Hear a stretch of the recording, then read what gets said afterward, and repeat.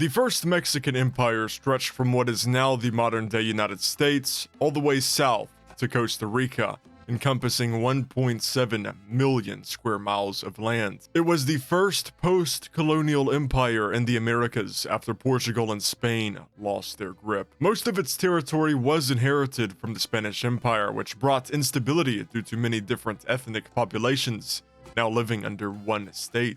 The first Jenga block pulled out of the empire was Emperor Iturbide being ousted. This led to the separation of Central America and further instability.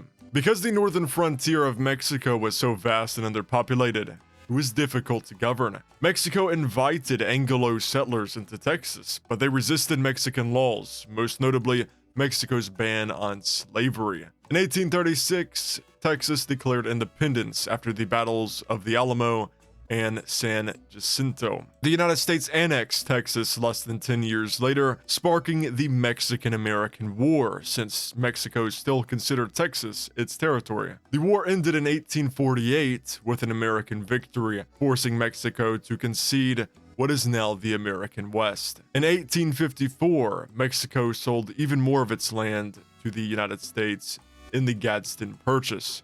Around the same time, Yucatan also attempted to declare independence, but was eventually reintegrated. And this is how we arrive at the borders of modern-day Mexico. The politics of Mexico today are far more stable, and the country is in a better place than it was 200 years ago. But what was taken has not been forgotten, and the dreams of what could have been still linger. A dream we will bring to life in today's video of Rise of Nations. Let's begin. First of all, let's go into our laws and do states-focused press regulation. We don't want any opposition in the media. We can start researching advanced supercomputers and going into cybernetic infantry and justifying war goals on Guatemala and Belize. I'm moving all of my troops into defensive positions on all of our major cities. Looks like we got a nice jungle warrior. Let's choose him and assign him to the Mexican army. Mass production, grand fleet, and static lines for our military doctrines. Selecting our top 2 cities, we're gonna build the electronics. And selecting 2 other million pop cities, we're gonna build fertilizer. The jungle specializing the infantry we're gonna be using to take over Central America. I'm just scouting our northern neighbor here, seeing what they're up to. It looks like they moved all of their troops up to Canada. Not seeing any factories yet, though. Justifying on Honduras and El Salvador. Building a steel factory and a motor factory. Our first battle of the video versus the Guatemalan troops. We, of course, win that because the Mexican army is simply superior. Propaganda only. So the only thing we want in the media. Yeah, Mexican Empire, Mexican Empire, Mexican Empire. And justifying on the rest of the countries we need to reclaim Central America. Building another motor factory and 3 civilian factories. Can do max government spending for additional buffs and max military spending to increase our military stats.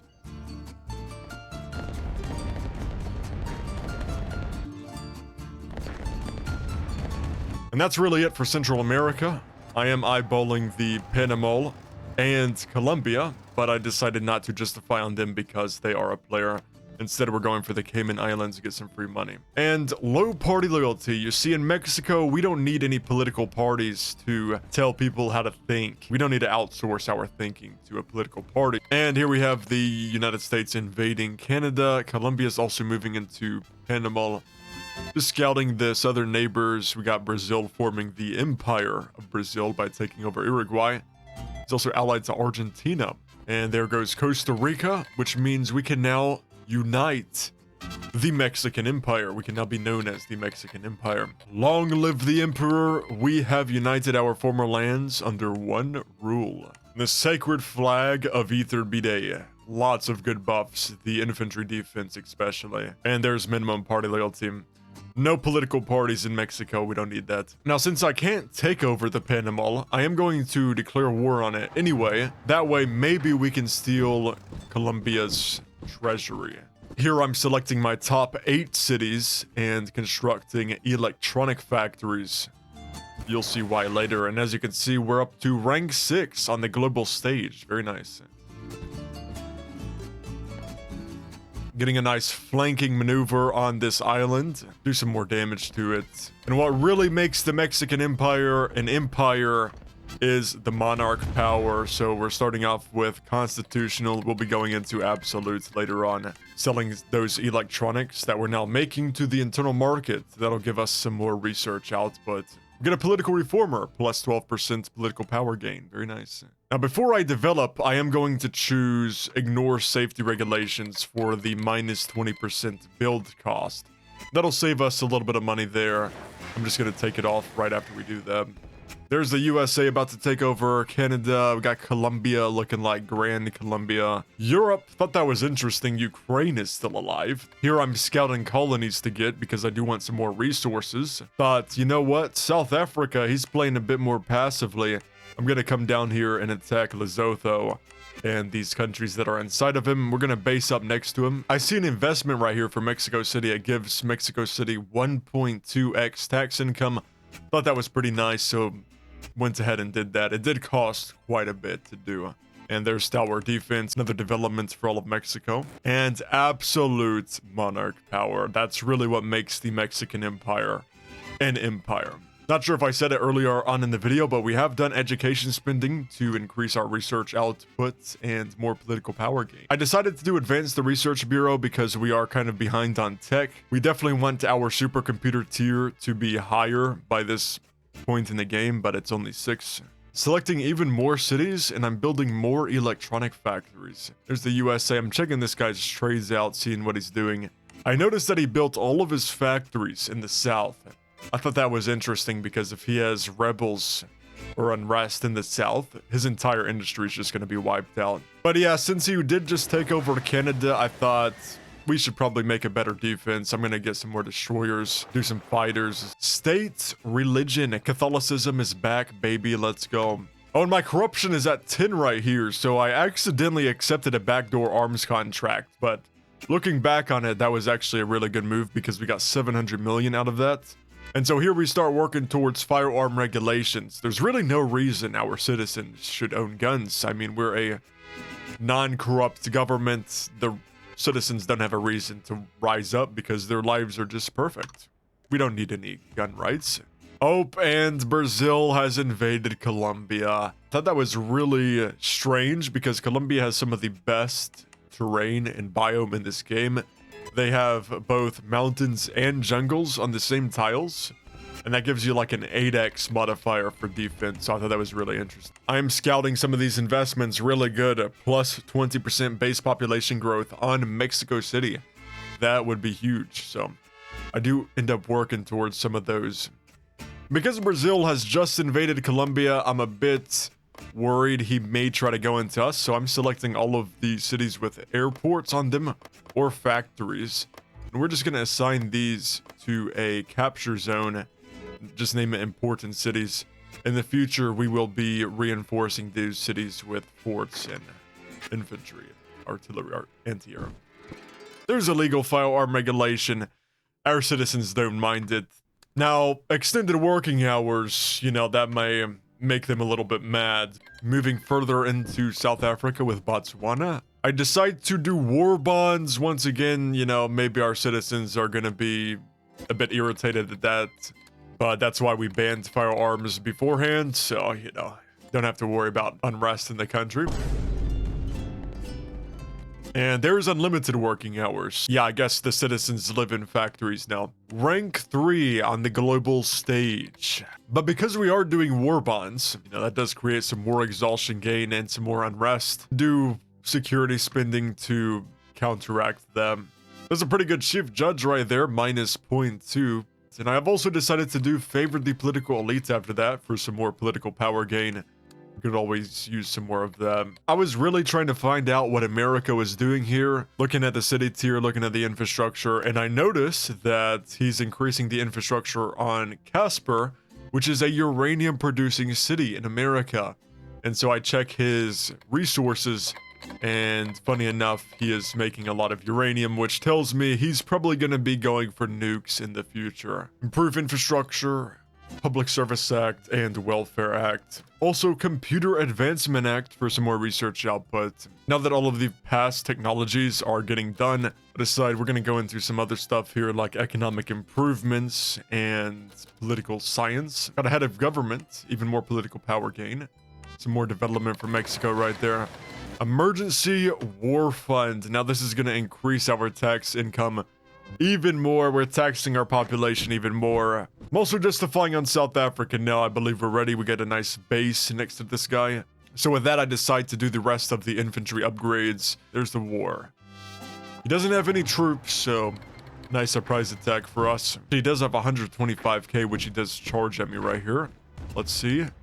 Yep, we do end up winning that. Very nice. Closing in on his capital. And he also didn't end the war with Lesotho, so we're just going to do that for him. Taking out all of the population zones in South Africa, making sure to hinder his economy. And limited conscriptions. I noticed that South Africa allied China, and this is the moment where we're growing in power. The world is taking a notice to us, and we may have some problems in the future with some of these other powers. More development, of course. South Africa has no way to retaliate against us at this point, so I'm just going to auto-capture this guy and finish this war before maybe China ends up joining, which would not be good. And there's the war goal by China. Now, the reason he did that is because I just stole his diamond trades that he was getting from South Africa. Yeah, so that had me worried a bit. I decided to select our important cities. We're going to build forts on those, build some infantry, artillery, and anti-air.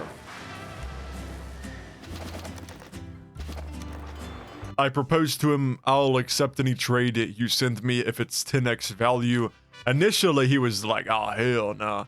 But I think he realized there's no way he's funding a war across the ocean against Mexico, which is now a superpower. And we have been building some shipyards. I'm building a shipyard too now, so we can begin constructing a carrier. Finance Minister giving us some more tax income.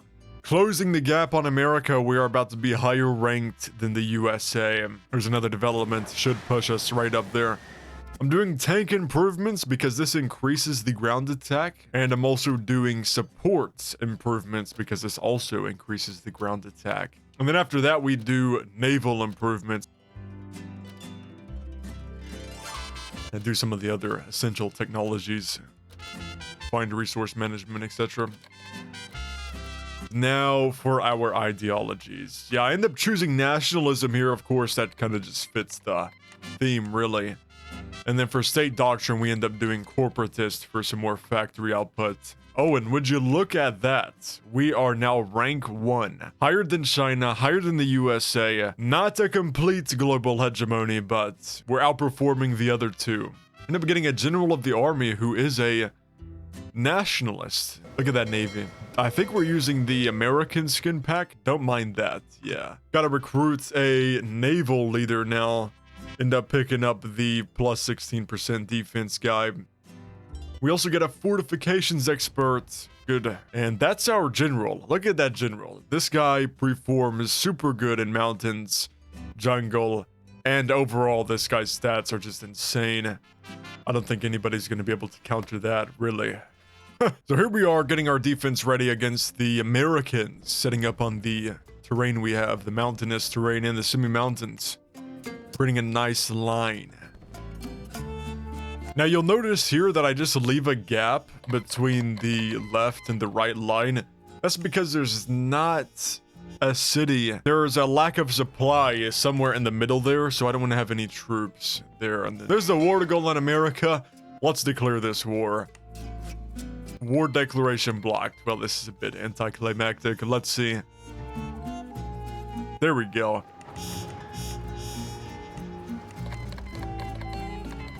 Start moving our navy directly to Washington. Going straight for the capital snipes. Fascism. We are in a world war, so we're fighting USA, China, Germany, UK, Brazil, and Peru also ends up joining later on in the game. That's most of the players that are in this server.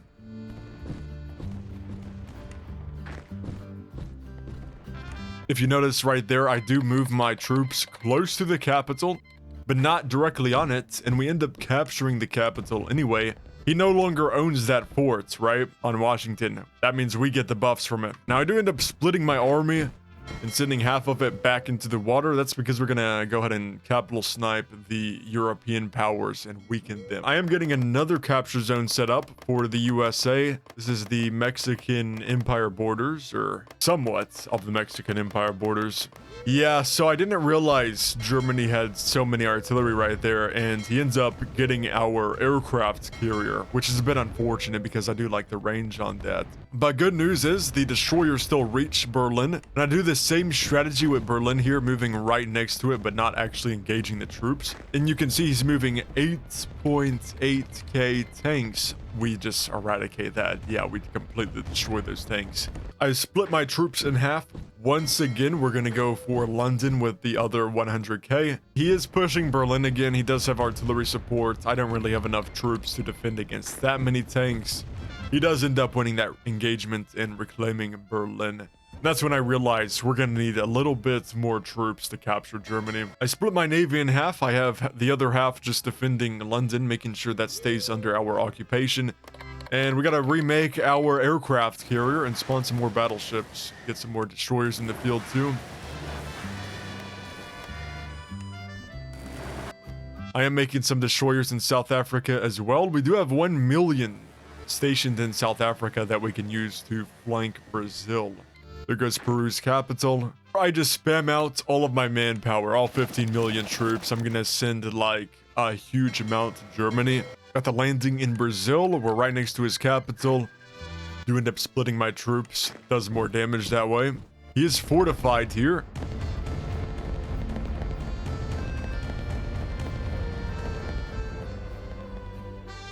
And there goes Brazil's capital. Yeah, so there's 5 million troops in that stack. I send 2 million on auto capture duty, and then the other 2 million would be responsible for sniping his capital in case he did have a good defense against the 2 million on auto capture. It turns out we won't need the other 2 million, and as you can see, the German artillery ends up sniping my carrier yet again. We gotta attack the USSR. This guy's just sitting in the background. He's going to be able to build up. He knows we're going to come for him in the future, so we might as well restrict his ability to build up. And the first conquest of Texas. I noticed Sweden now has a silo. And they're also allied to the Soviet Union, so they're getting funded uranium. There goes Germany, and now I'm splitting my main stack of infantry. We're going to send them all to these mountainous terrain in Europe. That way we can form lines on those mountains and just have a good defense whenever we declare that Soviet war. I'm not sure how many troops he has. He does have 500k stacks on the border, so I'm like, okay, this guy probably has a heap ton of soldiers.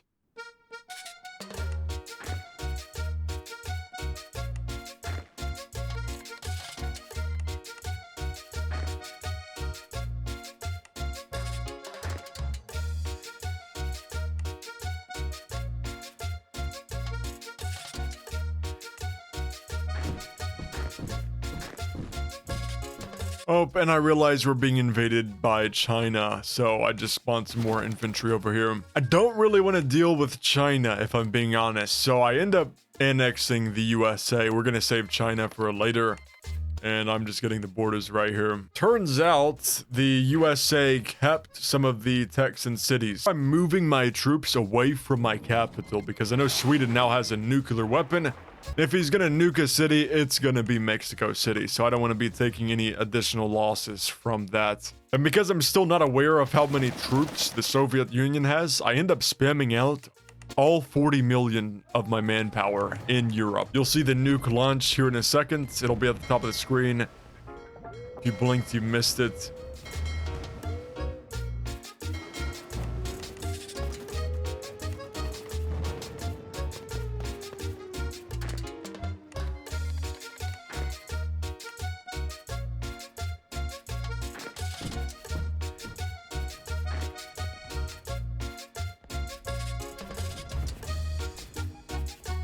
Yeah, so if anybody's a threat right now, it's Sweden. I'm going straight into this guy. Soviet Union doesn't have nukes. Sweden does. Sweden is top priority. You can see all of my destroyers right there just shredding his infantry.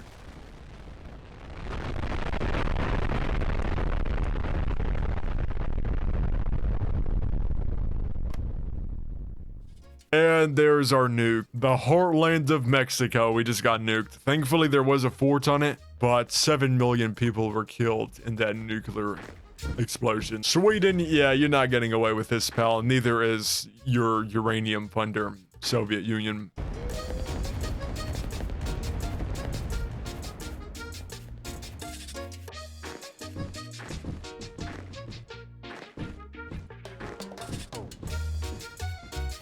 It's the small battles that count. I'm getting in position to take over Moscow now as well.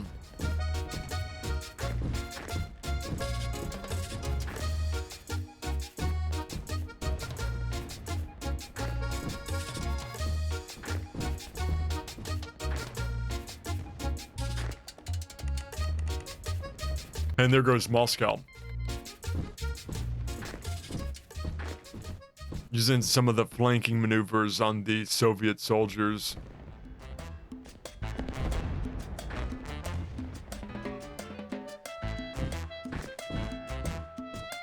Here's the biggest engagement of the entire war. 2 million versus 2 million. We get the flank on that, so we end up winning that pretty easily, actually.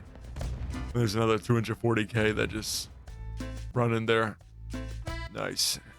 Scouting China, seeing what he's up to. I notice he made forts everywhere. Come on, man. Come on, man. So I do end up making airports everywhere and spawning a lot of bombers. I'm not sure if we see that in the gameplay here, but I do end up doing that. And here's probably the funniest engagement of the entire war. So strange, man. I was wondering, how are my troops attritioning, but the Swedish aren't? The closest Swedish city is like, I don't even know, 1,000 kilometers away. So he should not be getting any supply from them. But he had supply and I didn't for some reason. I thought that was very weird. Soviet Union, they have fallen. We get all of their uranium, all of their resources. It's awesome. And there goes Sweden. China's up next, but then I click on him and I realize he's now an AI, so not really too worried about him anymore because AIs can't do much. And that's really the end of the game. Now, Switzerland has asked me to attack him, and I also need to attack Texas once again. So here's the second conquest of Texas. And as you can see, I got a little trigger happy right there and completely missed the annexation button. So Texas is still alive. White peace those wars, and now we form the Patria Grande, uniting the Spanish New World. And here comes Switzerland. He wanted me to attack him, so I said, why not? I have like 7 million troops.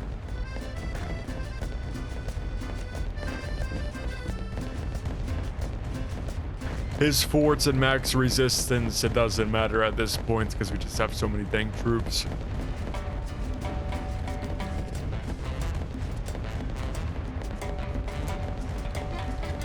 But you can see some of those cities are extremely long to take, even with the amount of soldiers we have. This really doesn't make sense, that mechanic of the game. It's very weird.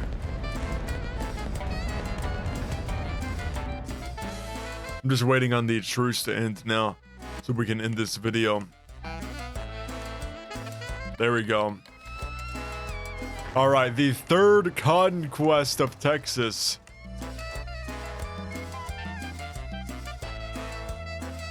There she goes. And that's a restored Mexican Empire and a united Spanish New World.